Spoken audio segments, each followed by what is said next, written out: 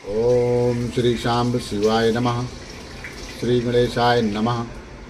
श्री शिव महापुराण के द्वितीय रुद्र संहिता के तृतीय पार्वती खंड का अब 35वां अध्याय सुनिए, जिसमें धर्मराज के द्वारा धर्मराज मुनि पिप्पल की भार्या सती पधा के पाती व्रत की परीक्षा, पधा द्वारा धर्मराज को शाप प्रदान करना और पुनः चारों युगों में शाप की व्यवस्था करना।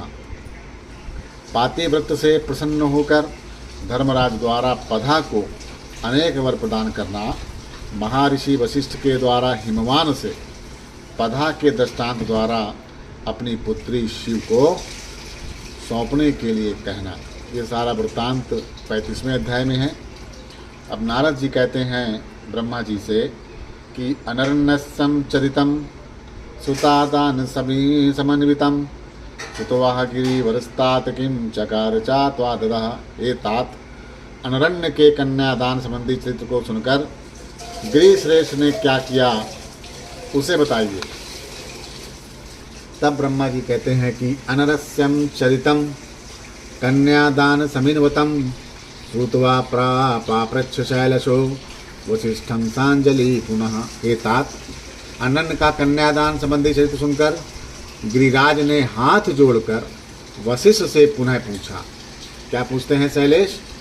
कि वशिष्ठ मुनि शार्दुल ब्रह्मा पुत्र कृपानिधे अनरण्य चरित्रम ते कथितं परमादुतम अनरण्य सुता यस्मात् पिप्पलादम मुनिपतिम संप्राय किम कार्षितसा चरित्रम मुदावहम।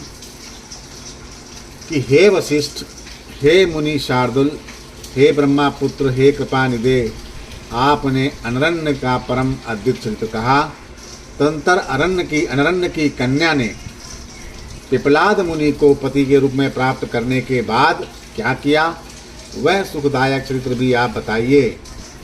तब वशिष्ठ जी कहते हैं हिमवान से, पिपलादो मुनिवरो वायसा जर्जराधिका गतवा निजाश्रमं नर्यानारण्य सुतया तया उवास तत्र सुप्रीतया तपस्वी नातिलंपटा तत्रारण्ये गिरिवरेशा नित्यं निज धर्म कृता। अवस्था से जर्जर मुनि श्रेष्ठ पिपलाद अनरण्य की उस कन्या के साथ अपने आश्रम में जाकर बड़े प्रेम से निवास करने लगे। हे गिरिराज, वे वहाँ वन में श्रेष्ठ पर्वत पर इंद्रियों को वश में करके तपस्या परायण होकर नित्य अपने धर्म का पालन करने लगे।